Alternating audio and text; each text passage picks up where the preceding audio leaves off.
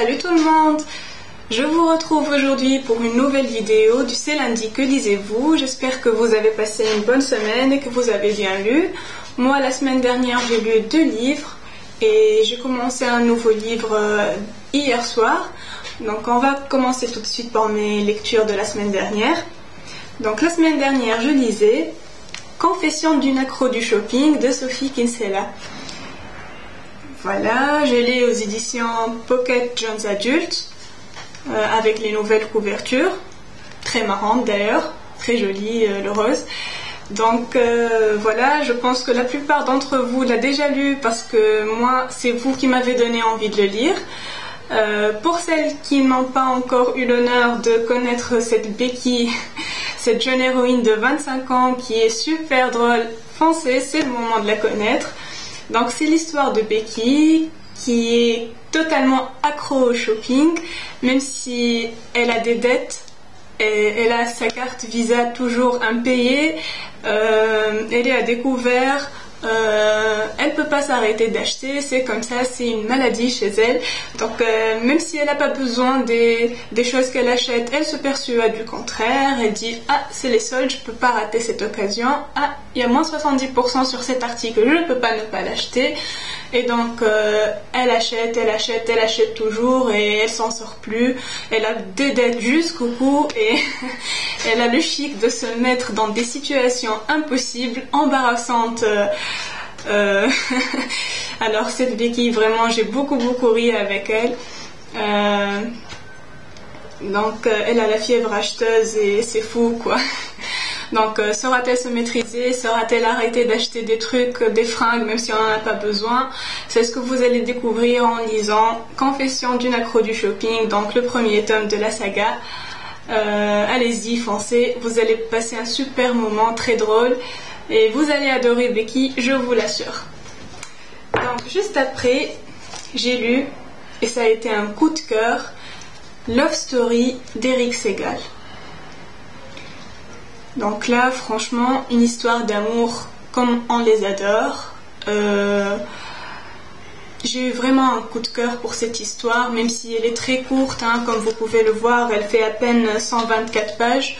Et c'est les anciennes éditions de J'ai lu, là, avec les feuilles rouges, sympa. Donc, c'est l'histoire d'Oliver et de Jennifer. Donc, Oliver est riche, il étudie à Harvard. Un jour, il entre dans la bibliothèque et il tombe sur Jennifer. C'est le coup de foudre, il est tombé fou amoureux d'elle dès le premier jour, dès le premier regard, dès les premières répliques, même si elle l'avait envoyé balader, on va dire. Donc elle s'appelle Jenny, elle vient d'une famille pauvre, donc leur histoire était vraiment improbable, mais leur amour a été plus fort, ils se sont aimés, ils se sont mariés. Et puis survient un événement qui va tout chambouler, donc je ne vais pas vous en dire plus. Vous allez le découvrir en lisant ce livre que je vous recommande fortement. Donc voilà, Oliver et Jennifer, c'est vraiment une très très belle histoire d'amour qui se lit. Alors si vous tenez le livre, vous ne le lâchez plus avant d'avoir fini ce bouquin. Il est super, je l'ai lu d'une traite presque. Voilà quoi. Love Story, Eric Segal. Alors hier soir j'ai commencé un nouveau livre, donc En route pour l'avenir de Sarah Dessen, donc aux éditions Pocket Jeunesse.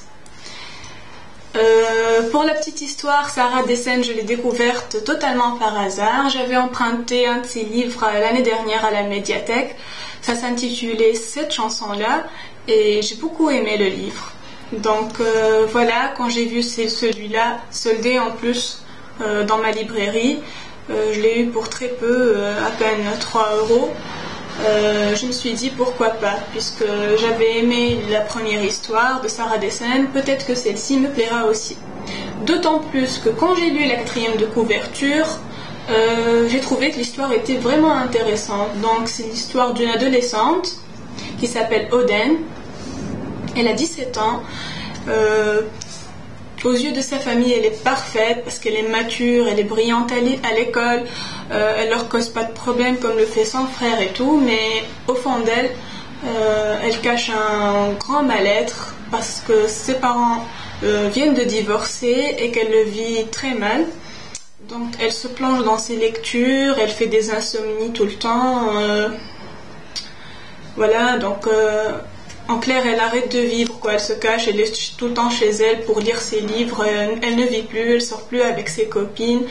Donc jusqu'au jour où, nous dit-on dans la 4e de couverture, où elle va rencontrer Elliot, un jeune homme qui partage sa solitude et ses insomnies. Alors que va-t-il se passer quand elle rencontrera ce jeune homme? Moi, je n'ai lu encore qu'un seul chapitre, donc je ne sais pas encore. Donc le livre, il fait 440 pages, mais c'est écrit très gros, comme vous pouvez le voir. Donc voilà, je pense que je l'aurai fini dans la semaine et que je vous en dirai beaucoup plus lundi prochain. Donc voilà, Sarah Bessène, en route pour l'avenir. Donc juste après celui-là, je compte lire Je reviens te chercher de Guillaume Musso. J'aime bien la phrase qui est écrite ici, là où on s'aime, il ne fait jamais nuit. Donc voilà, je vais lire, ce sera mon 3e Musso, puisque j'ai adoré les 2 premiers, je pense que je vais adorer celui-là. Et voilà, donc je vais le lire et après je vous en reparlerai. Voilà, à bientôt.